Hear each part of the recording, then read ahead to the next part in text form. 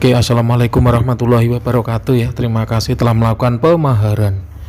Baik, untuk terawangan sebuah batu berwarna merah ya. Ini menurut saya berkhodam ya.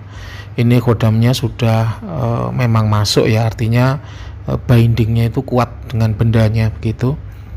Untuk sosoknya sendiri wanita ya, badannya tinggi besar begitu.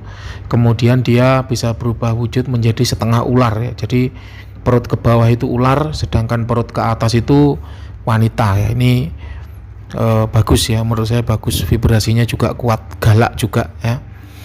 Ini asal khodamnya dari laut ya, ini masuk kategori jin laut ya, dari laut di sebelahnya NTT sana, jadi dari Indonesia Timur ya, masuk kategori jin laut. Ini dark entitas ya, walaupun dark entitas tapi tanpa dampak negatif, jadi aman ya walaupun dipakai setiap hari. Usia khodam kira-kira adalah 900-an tahun ya, 900-an tahun. Ini kalau di kaumnya sana ya sudah tua ya, sudah tua. Level powernya sekitar 9,2, jadi memang tinggi ya, ini memang tinggi, langka ya. Ketika levelnya udah 9 ke atas nih masuk kategori langka.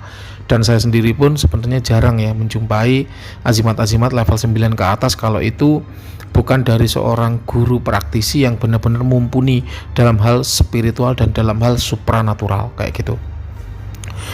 Nah, Anda bisa cek sendiri ya di video-video saya, itu nggak banyak ya, dari sekitar 600 video itu azimat-azimat yang levelnya di atas 9 tuh nggak banyak, karena memang langka ya. Jadi level 9 ke atas tuh langka, dan ini bagus ya, ini bagus.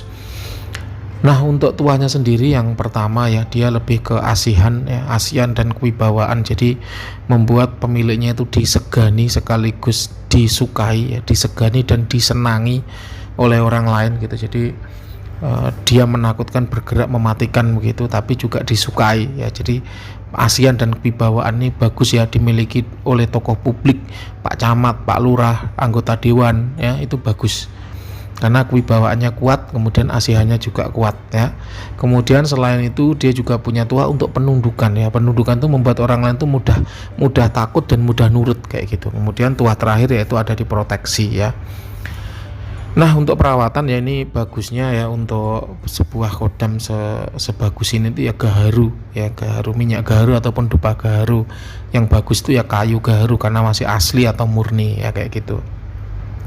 Oke, itu untuk hasil terawangannya ya. Sekarang saya mau menyampaikan beberapa pesan ya.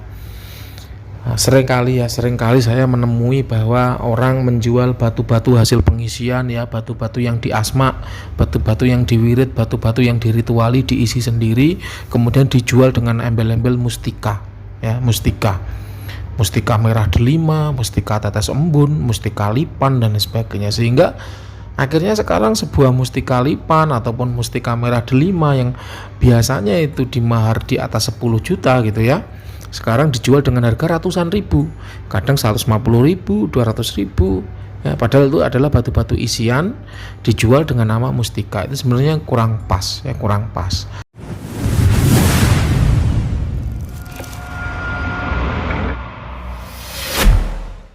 Jadi memang tidak ada definisi secara pasti ya, tapi kalau saya mengajarkan ke murid-murid saya ya, karena murid-murid saya juga banyak yang terjun di dunia supranatural, saya selalu menekankan pada mereka, bedakan mana azimat, mana pusaka, mana mustika, karena itu berbeda levelnya ya, itu berbeda levelnya.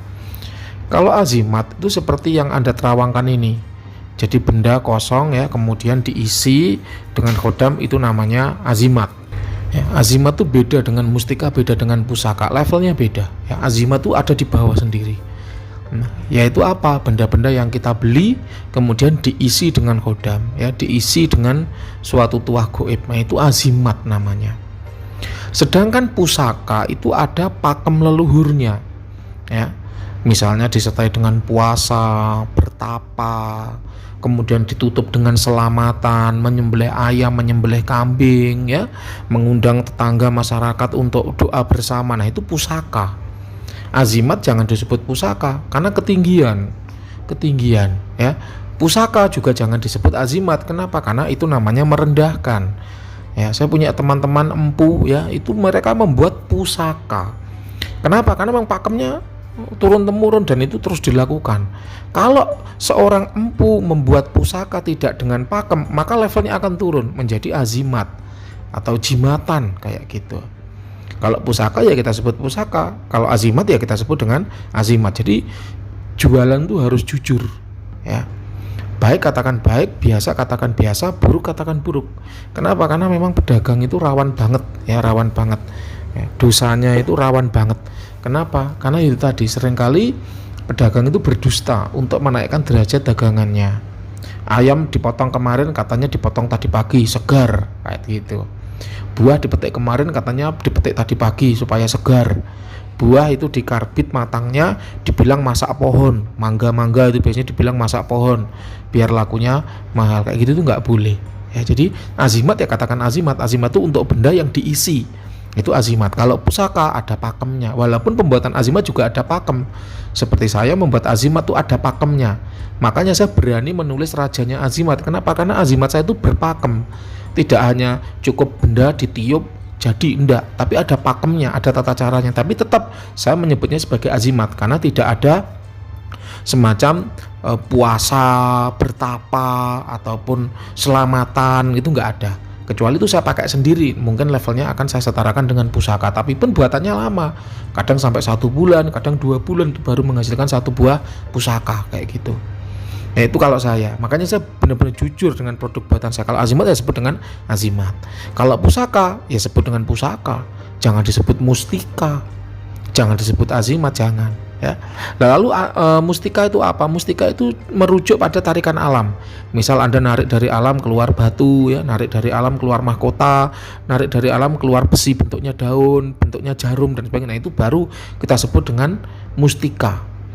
Ya, mustika itu merujuk pada tarikan alam. Apakah mustika itu lebih bagus dari azimat? Belum tentu. Seperti yang saya jelaskan kemarin malam bahwa ada mustika-mustika yang ketika ditarik isinya nggak jodoh dengan yang narik kayak gitu, karena cuman takut dan kalah perang aja makanya itu bendanya keluar, tapi isi kodamnya nggak mau ikut. Itu banyak yang kayak gitu, sehingga jangan terlalu mengkultuskan kalau mustika itu lebih bagus daripada azimat. Belum tentu. Saya banyak menjumpai mustika-mustika tarikan alam itu kosong, seringkali nggak cocok dengan yang megang kayak gitu, sehingga akhirnya hanya memberi dampak negatif.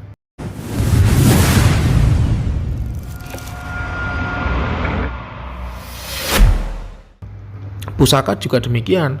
Apakah pusaka selalu lebih baik daripada azimat? Belum tentu. Lihat dulu siapa pembuat pusakanya, lihat dulu siapa pembuat azimatnya. Itu kalau kita grade ya, azimat itu sepeda motor, kemudian pusaka itu mobil, maka apakah mobil pasti lebih bagus dari sepeda motor? Belum tentu. Mobil-mobil macam Agya, Ayla ya, itu tidak lebih baik dari Harley Davidson. Nah, kayak gitu contohnya. Apakah kalau mustika, katakan mustika itu sepeda lipat ya, azimat itu sepeda gunung, apakah sepeda gunung pasti lebih bagus dari sepeda lipat? Belum tentu. Lihat dulu sepeda lipatnya kayak apa. Kalau Brompton ya oke, bagus, mahal. Tapi kalau sepeda lipatnya rakitan sendiri, sementara sepeda gunungnya Polygon Xtrada misalnya, ya pasti lebih bagus yang azimat kayak gitu. Jadi tidak tentu semua itu kalau pusaka lebih bagus dari azimat, kalau mustika lebih bagus dari azimat, enggak ya. Belum tentu, karena kualitas individunya itu beda-beda. Kualitas dari penunggu azimat, penunggu mustika, penunggu pusaka itu beda-beda. Ya, saya pernah pesan pusaka di seorang empu, isinya 2000 tahun ya, usianya 2000 tahun, levelnya 8,8. Saya sendiri membuat azimat ya, usianya sampai 6000 tahun dengan level 9,7. Nah, kayak gitu. Jadi belum tentu azimat selalu lebih jelek, tapi kita perlu jujur ketika kita berdagang. Kalau azimat ya azimat, pusaka ya pusaka, mustika ya mustika. Nggak boleh kita membuat azimat kita sebut mustika. Kita beli batu merah kecil ya, kita isi kemudian kita sebut dengan mustika merah delima, nggak boleh, karena itu adalah azimat. Azimat ya azimat kayak gitu. Oke ya, itu penjelasan tentang azimat, mustika dan pusaka. Semoga bermanfaat bagi para pendengar semua. Ada kurang lebihnya saya mohon maaf yang sebesar-besarnya. Sekedar pengumuman bahwa nomor Mbah Wira ganti ya, dari yang sebelumnya 085855566442 ganti ke nomor lama. Nomor lama ini sudah saya pakai sejak zaman dinosaurus ya, jadi sudah dari dulu kala.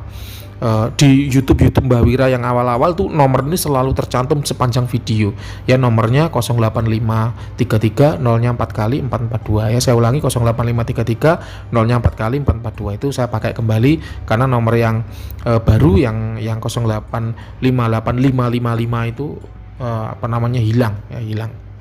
Oke, terima kasih, itu saja. Selamat pagi, silakan kalau ada yang kurang jelas boleh ditanyakan di kolom komentar. Nanti kalau pertanyaan menarik ya, asik untuk dibahas, akan saya buatkan video tersendiri. Terima kasih, selamat pagi.